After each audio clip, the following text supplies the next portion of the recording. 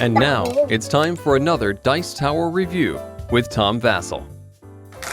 Hey folks, today I'm going to be taking a look at a game called Western Town. Now, in interest of full disclosure, I did a paid preview for this game when it was on Kickstarter, although that does not affect my final opinion of the game.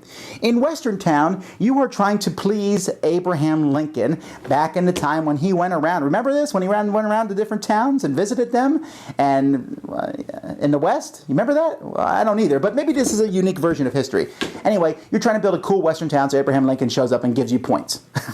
He likes your town. So let's see how the game plays, and we'll be back.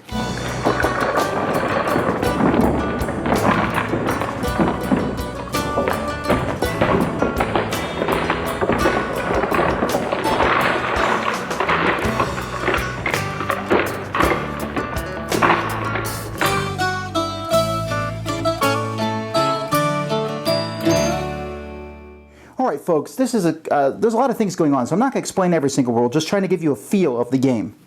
You're going to have a bunch of linking cards, 5 of them that you'll draw from a pile, and each round of the game, you're going to turn over these linking cards to see what Lincoln is interested in. He's coming to visit your towns, and so he wants to know if you're going to have a lot of people in that town. He wants to know, or he might be looking for increased attraction, or he might want a lot of gold that he can export and use for whatever nefarious purposes he wants to use it for. And so there's different combinations, and you'll turn one of those over at the beginning of each turn. Now, each player is going to have a board here that shows their town, and you will draw one of these marshal cards to kind of give you your starting resources. On the board itself, there are different buildings that are already pre-printed on the board. You see a carpenter, a homestead, a marshal. Over here is a gold mine, and each of these buildings that you have in the game comes with a corresponding card. Players have a handful of cards that correspond with these pre-printed buildings on the board. As the game progresses, you have these other buildings up here that you can build, and when you build those, you will add that card to your hand of cards that you're going to have.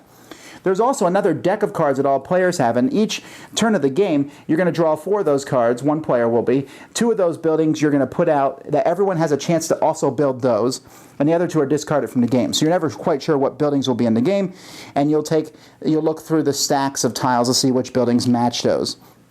Buildings have different things when you build them.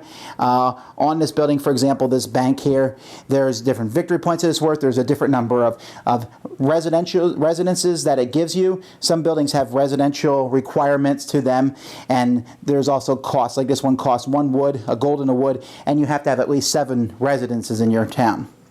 Now, at the beginning of each turn, you're going to take from the pile of cards that you have, you're going to take several of them in your hand. The number you take in hand is the smallest number you can see on your board. So you can see here I see some 4s, but once those are covered up by buildings, then maybe the smallest number I see is a 5 and then 6. The more you have in your hand, the more options and choices you have per turn. Then players are going to be playing 2 cards each. One player plays 1 card, reveals it, and does the action on that card. And all the actions are different. Suffice it to say, most of them add resources to the board. The carpenter lets you build houses. Somewhat you convert these peace pipe tokens here into happiness. Somewhat you mine gold, etc., etc. Then after the first person plays a card, he will play another card face down. The person next to him also plays a card face down. They reveal them, and they both do the actions. Then the next 2 players do the same thing, and you keep going until the last player does it with the second last player, and then he also gets 1 last final card. So everyone plays 2 cards. Everyone will have 2 cards sitting face up in front of them then. Then each player has the opportunity to play a 3rd card or to exploit. There's 2 things on a card. There's the top part and there's the exploitation part on the bottom. You can only use the exploitation thing on the bottom if someone else has played the exact same building and they're sitting next to you. If you do that, they must turn their building face down. So if someone else has played a homestead card and I played a homestead card, I can do the bottom exploitation part of this card where I will add more people to my residences, and they will have to turn their homestead over. After each player has done that, they play another card or they use the exploit action on a card. Then the cards that you still have face up, and if both players next to you exploit, you will have two face down. You will then get the resources that it shows in the top left-hand corner of the cards that you've played. After this happens, then President Lincoln shows up and people score. and you will do this 5 rounds. There's other things in the game, and like I said, I'm not going to go over every single building, just suffice it to say. But some of the buildings, like this bank here, when you utilize them, require you to roll the Indian die. And when you do that, you will bring Native Americans to this area, and they will attack when they reach a certain number. And when they attack, players will have to use cowboys, this is why you want to have cowboys, to defeat them, otherwise they can cause havoc in your town. And that's an overview of how the game plays. Alright, I like Wild West style games, although the theme of this one is kind of silly. And while this has that Wild Western theme, and there is the attack from the Native Americans and cowboys, other than that, it's kind of just the theme doesn't fit as strongly as I'd like. I mean, I can understand Lincoln wanting gold, but why does he really care if your people are happy? I mean, I'm sure he was a nice guy, but it's just an odd theme. This game has a lot of cool things going for it. I like the idea of the cards you draw is where you put your buildings in a board. Some spots when you put them on buildings, when you put them on a spot, you'll get a free resource. So you're tempted to put them on the higher numbers, and that only gives you fewer choices. The exploit idea is a cool idea that I've not seen in a game before. The iconography of the cards is not the best. They are trying to make this obviously an international game, but I'm telling you, I'm really glad they have these sheets because I can never remember what any of the buildings do. The gold is yellow, and then the 2 different types of American Indians are orange and red, and they're all very similar in color. And the buildings themselves on the board look the same from above, so there's some mixation there, and it's sometimes hard to figure out exactly what's going on. Here's the bottom line with Western Town, though. There is a lot going on, and it can become very convoluted, and it kind of leans towards being a heavy game, and in the end, the emotional and fun payoff does not equate to all that complexity.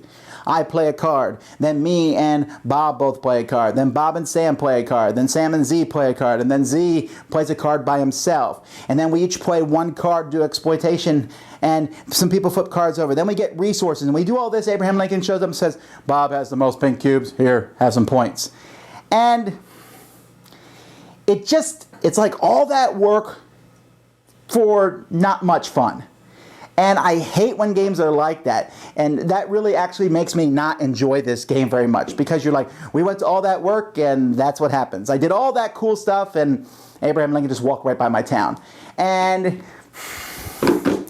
you know, you have all these cubes you're moving around, which kind of detracts a little bit from the theme. And yeah, it's cool with the different buildings. And you're like, oh, I'm building a hotel. What does a hotel let you do? And oh, I'm building a bank and a ranch. And yeah, but to get there and I play cards and try to outthink people and I outthought him, ha ha ha. And it doesn't seem to matter a lot in the long run. I mean, don't get me wrong. It's not like the game is badly designed. It's like it's over-designed. Like they're like, ooh, let's add this cool thing to the game.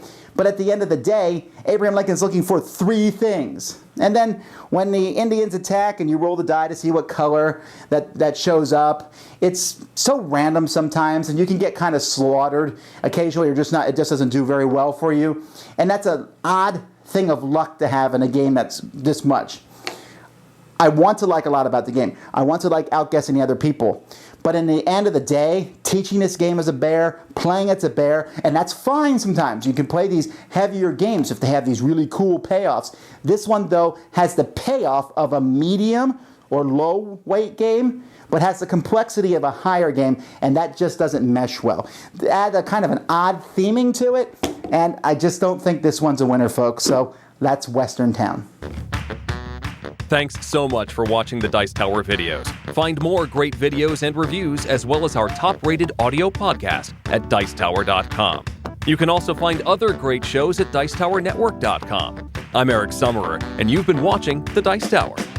The Dice Tower is sponsored by Cool Stuff Inc., where you can find great games for great prices. Cool stuff in stock. Check them out at CoolStuffInc.com. Shut the door.